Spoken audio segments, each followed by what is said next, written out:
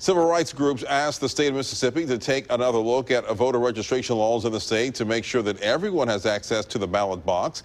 WJTV 12's Linnea Lewis is in the studio to explain why a gray area in Mississippi has raised concerns. The Mississippi NAACP and Mississippi Center of Justice says confusion over voting laws in the state of Mississippi could ultimately prevent people from voting. Advocates say that's why they filed a complaint to clear up the potential for violations of the National Voters Registration Act of 1993. According to Mississippi state law, voters have 30 days to register before an election. But according to federal law, voters must have 30 days to register before a federal runoff election.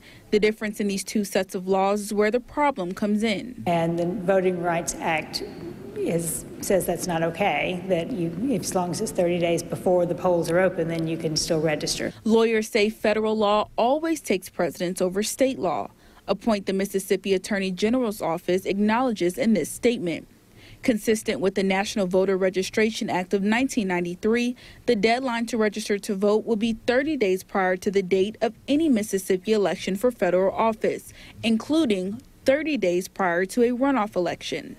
Orlansky's unsure if there was any impact on turnout as a result of this gray area. I don't know how many people were denied the right to vote, but if it was one or two, that's still people who should be able to vote. So we really encourage everyone to register and to actually vote.